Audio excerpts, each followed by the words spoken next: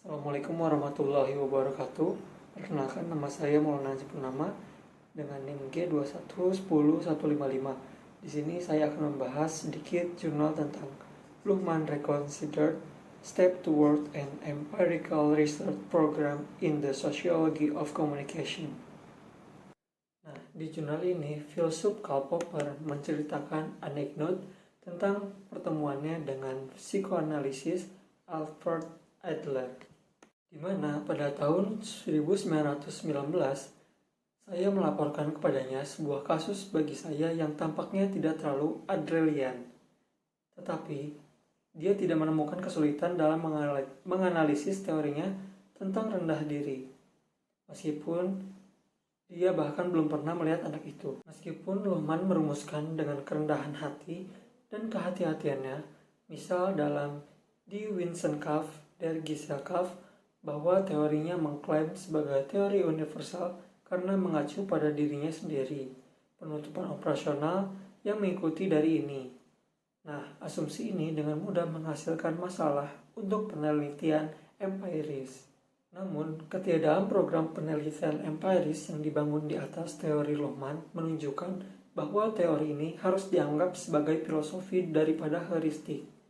Untuk penjelasan operasi dalam sistem sosial teori komunikasi, sosiologis Luhmann mengandung unsur penting yang sampai sekarang belum diapresiasi dalam tradisi empiris, studi sosiologi dan komunikasi. Misalnya, tidak ragu bahwa versi Parsionisme yang lebih baru ini, terutama Luhmann dan Habermas, harus ditolak terlepas dari kecanggihan dan pentingnya penulis-penulis ini. Namun, Giddens berfokus pada menjelaskan tindakan struktur sosial di kotak hitam dalam teori strukturisasi sebagai dualitas yang mendahului tindakan sebagai aturan dan sumber daya dan mengikuti agregasi tindakan manusia, misalnya sebagai institusi Leidesdorff.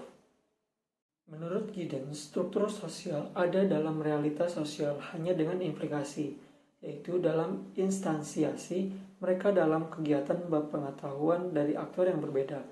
Dualitas struktur sosial ini dapat ditentukan secara empiris tanpa mengacu pada tindakan dan institusi karena dianggap dari luar ruang Giddens. Dualitas struktur Giddens juga dapat dianggap sebagai perluasan dinamis dari konsep sosiologis latensi Lazarsfeld Henry 1968. Dimensi struktur sistem jaringan sosial tidak nyata bagi agen yang berpartisipasi. Sayangnya, Luhmann kemudian tidak lagi menawarkan teorinya sebagai program empiris, tetapi sebagai teori universal yang mencakup epistemologi yang berbeda. Di makalah ini, ada 3 fokus di mana elaborasi program penelitian empiris dapat dianggap tidak sesuai dengan teori universal Luhmann, yaitu informasi, observasi, dan bahasa. Pertama ada informasi. Luhmann mengikuti George Bateson dalam mendefinisikan informasi sebagai perbedaan yang membuat perbedaan. Bateson mendefinisikan ini sebagai negotropi pada tingkat teori sistem umum. Nah, Luhmann menerapkan konsep informasi ini pada sistem sosial yang memproses makna. Dengan kata lain, perbedaan membuat perbedaan untuk perbedaan makna. Nah, yang kedua ada observasi atau pengamatan.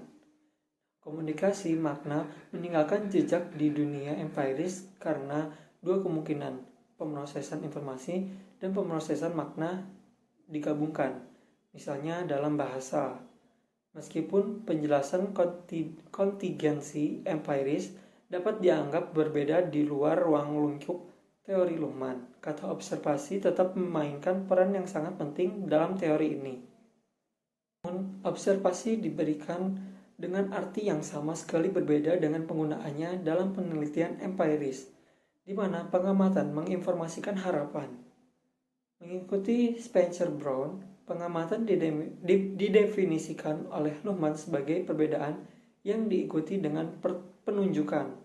Namun, dalam wacana sosiologis, spesifikasi perbedaan yang diikuti oleh penunjukan hanya menghasilkan kategori observasional. Nah, yang ketiga ada bahasa. Dalam tindak lanjut debatnya dengan Luhmann pada tahun 1971, Habermas mengakui bahwa Luhmann telah membuat langkah-langkah penting subjek sebagai pusat refleksi dalam filsafat tradisional diganti dengan gagasan sistem yang mengobjektifkan gagasan Husserl tentang monad intersubjektif. Habermas memuji Luhmann sebagai sosiolog yang ditunjukkan oleh pekerjaan penerjemahan Luhmann yang menakjubkan. Bahasa ini diadaptasi dan diperluas secara fleksibel menghasilkan novel. Tidak hanya objektivasi, tetapi deskripsi objektifik bahkan dari fenomena dunia kehidupan yang halus. Kesimpulan dari jurnal ini adalah jembatan antara teori dan penelitian empiris memberikan langkah penting karena hanya teori yang dapat dioperasionalkan yang dapat menginformasikan dan dikendalikan secara metodologis. Luhmann mengakui hal ini.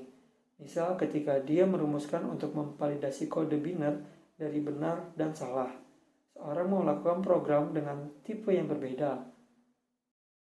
Dengan menyebut program ini adalah metode. Berikutnya dia menetapkan bahwa seorang dapat menanggapnya sebagai tugas metodologi untuk melacak perbedaan antara urutan pertama dan kedua. Perhatikan bahwa refleksi ini tidak begitu jauh dari hermeneutika ganda Gindes, kecuali untuk kesadaran Gindes bahwa perbedaan ini tidak dapat dibuat tanpa ketidakpastian dan karena itu refleksivitas. Terima kasih. Mungkin saja yang bisa saya jelaskan dari jurnal ini. Mohon maaf apabila ada kesalahan kata. Assalamualaikum warahmatullahi wabarakatuh.